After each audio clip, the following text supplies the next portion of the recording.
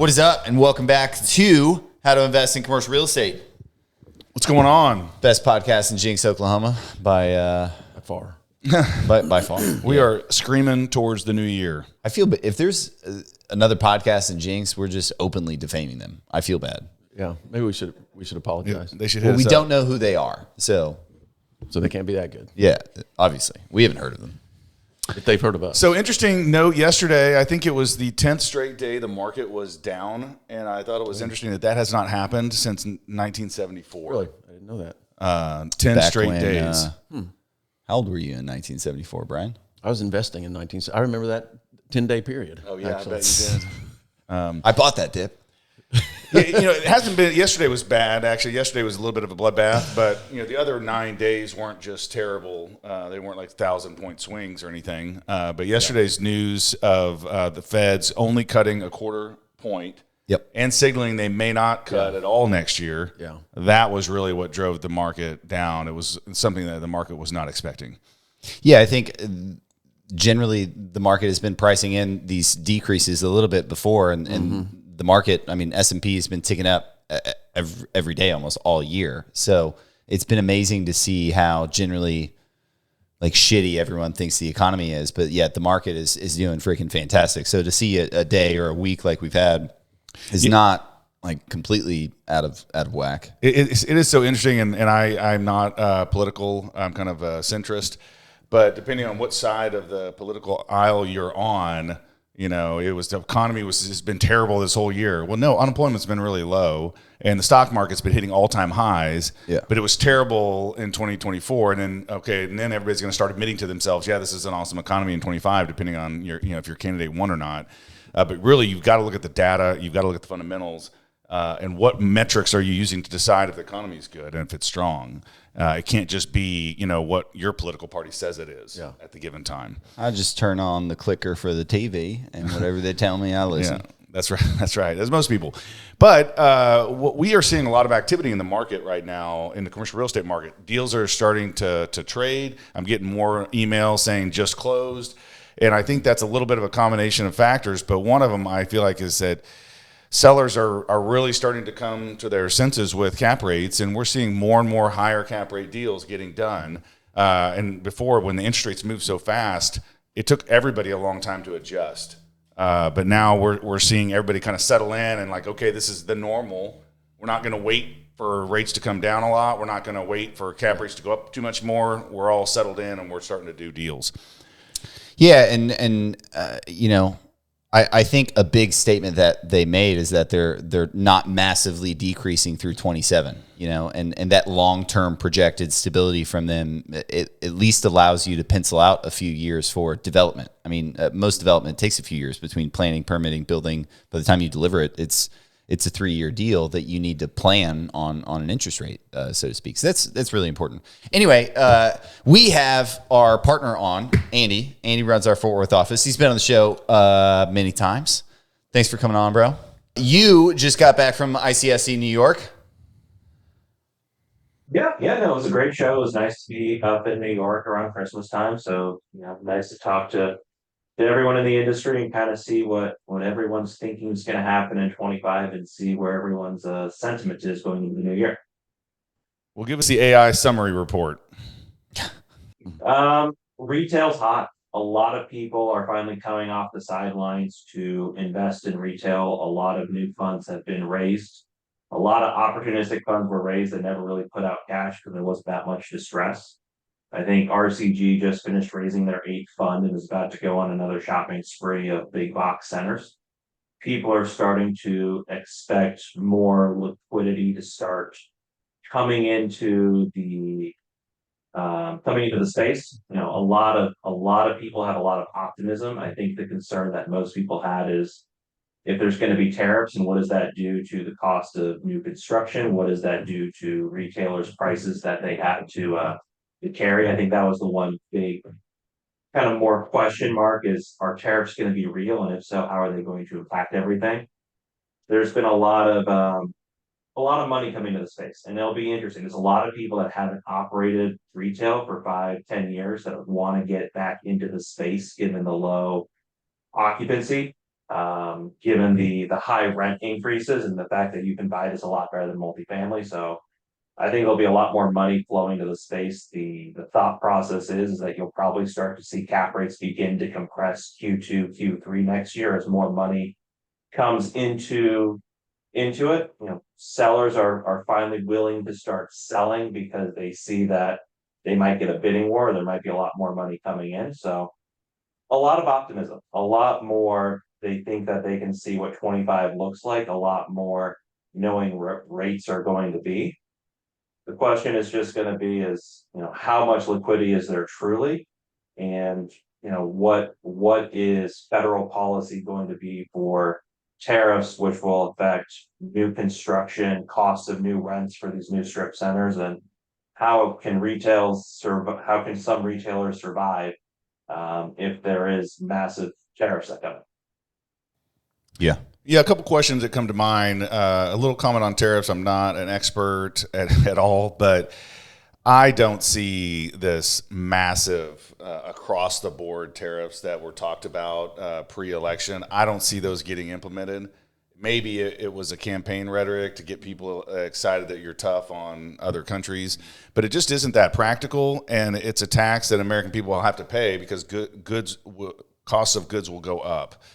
So that's my take on that. I did want to ask, any new retailers that surprised you with expansion plans for 2025 there that you hadn't heard of or didn't know they were doing so much? Now, this show isn't as heavy on retailers as I would say Vegas is, but you probably had about 60, 70 retailers that were lined up there looking for new stores. Like even Advanced Auto Parts, we hear about closing stores, was there looking for new stores to open or right size in certain places. You've had, I'd say, more discount tenants, laundromats, mailing facilities.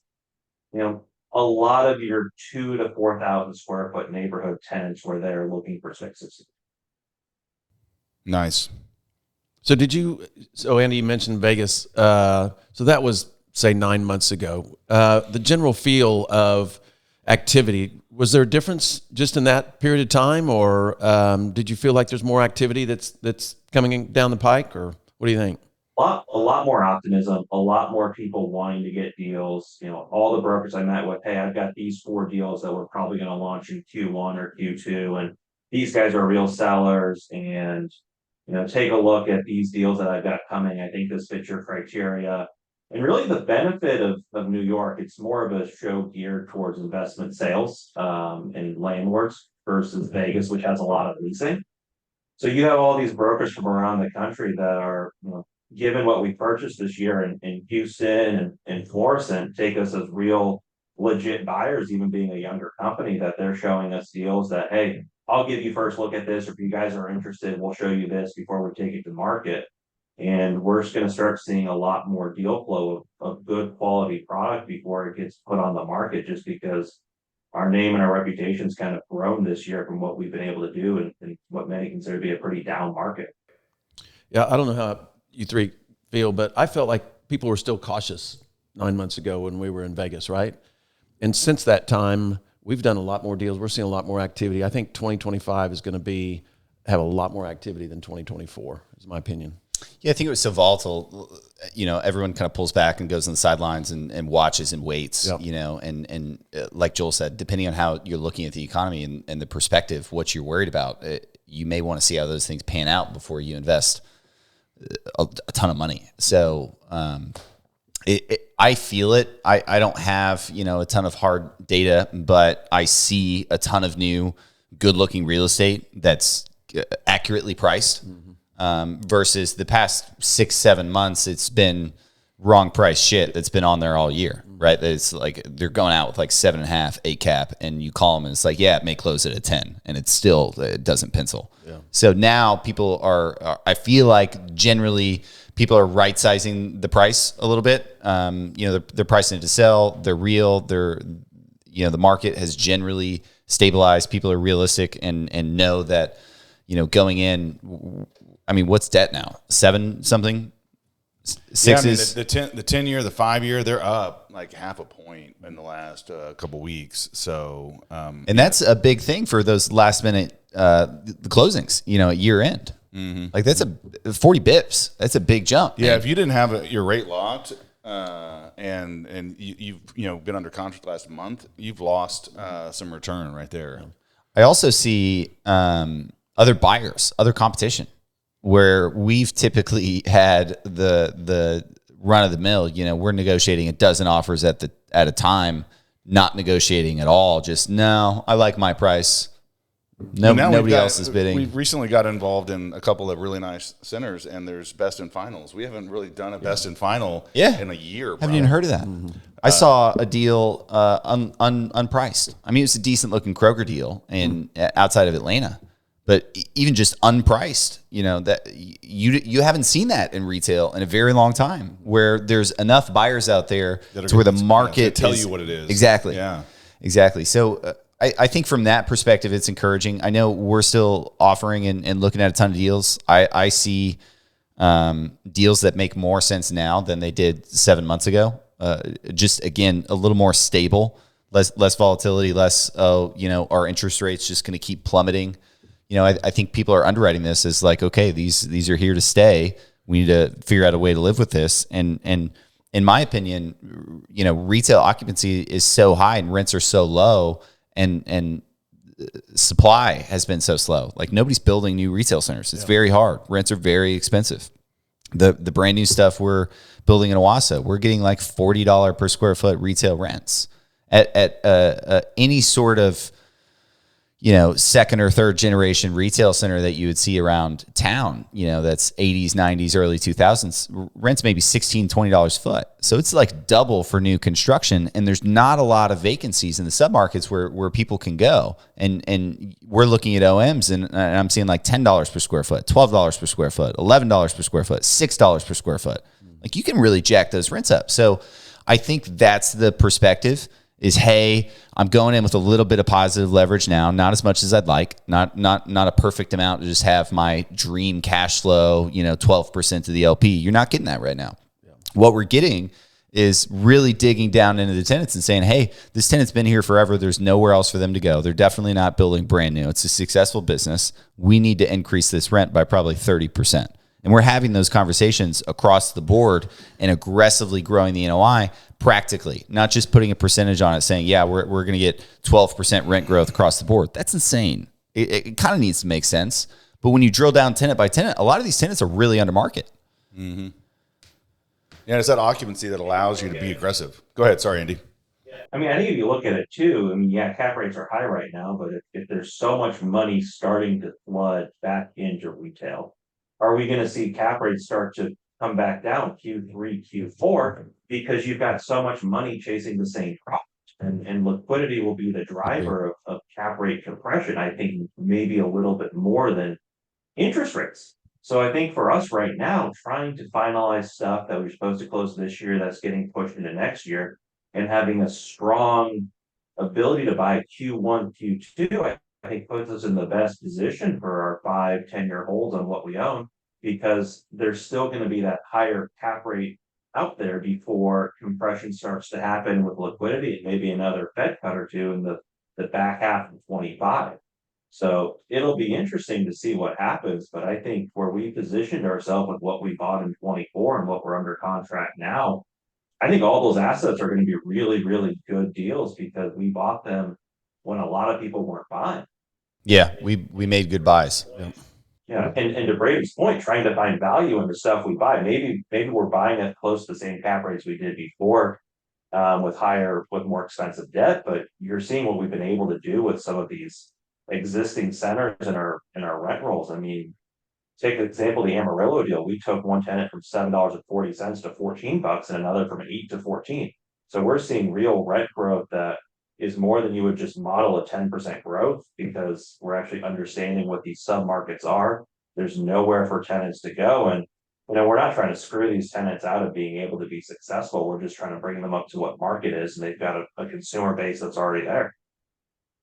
Yeah, and we'll stair step and market in a reasonable timeline to make sure we have successful tenants. The face value of the lease is there for the exit. and we don't have to your point, we're buying at similar cap rates. We don't have to underwrite a lot of cap rate compression. I mean, generally we're underwriting very, very close exits, again, because of the value is in the rent growth. So that's how I'm looking at deals is seeing like fairly stabilized, maybe, 80, 85+% occupied, and super cheap rents. And I think, I think that's what's attractive to me right now. And I think the competition is out there. I think we're seeing the activity. I know we've got several sales that are about to close before the end of the year. We've got several assets that are getting offers and getting in contract. So that's a testament as well.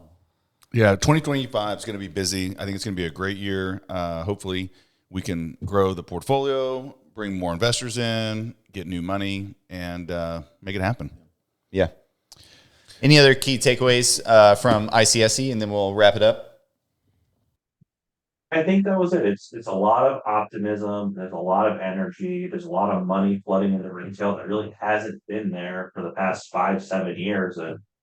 And we went from being kind of the forgotten asset class to the shining diamond that everyone wants to invest in. So it's kind of interesting how these things churn over time. It went from everyone wants to be multifamily to now multifamily's got a lot of distress, and people are trying to put their money into retail because you do have triple nets and good basis and less supply.